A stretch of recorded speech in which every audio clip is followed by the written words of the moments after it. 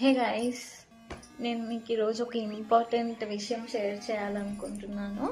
అదేంటంటే మా హస్బెండ్ అయితే జియో డాంగిల్ ఉంటుంది కదా, సో అది ఎప్పుడో 5-6 ఇయర్స్ బ్యాక్ యూజ్ చేశారు.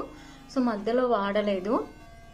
సో నన్నైతే ఎక్కడైనా టూర్స్కి అట్లా వెళ్ళేటప్పుడు ప్రాబ్లం అవుతుంది. అంటే వర్క్ చేసుకోవడానికి అట్లా ఎప్పుడైనా సరే వర్క్ ఫ్రమ్ హోమ్ ఉన్నప్పుడు ఇంట్లో అయితే వైఫై ఉంటుంది, బట్ ఇట్లా బయటకు వెళ్ళినప్పుడు చాలా ప్రాబ్లం అవుతుంది. సో నేను ఇదైతే దాచాను అనమాట.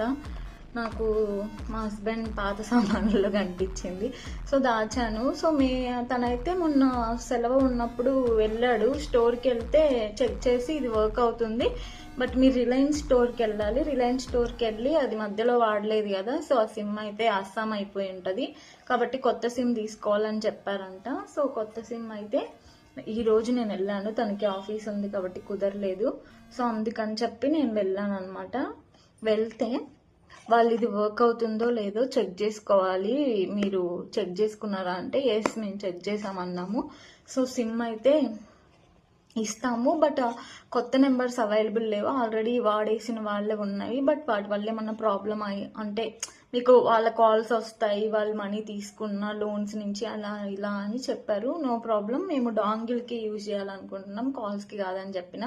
సో సిమ్ అయితే తీసుకున్నాను నేను నా ఆధార్ కార్డ్ ఇచ్చి. సో నేను సిమ్ తీసుకున్నాను, వాళ్ళే డాంగిల్లో వేసి మొత్తం 450 రూపీస్ సిమ్ అనమాట. 2 GB పర్ డే ఇస్తారంట, అన్లిమిటెడ్ కాల్స్ అంట 3 months వరకు. సో నేనైతే దాన్ని యాక్టివేట్ చేయించి తీసుకొచ్చాను. ఇంకొకటి, మీకు దాని పాస్వర్డ్ అయితే ఈ బాక్స్ మీదే ఉంటుంది, ఇక్కడ ఉంటుంది చూడండి పాస్వర్డ్ అని చెప్పి.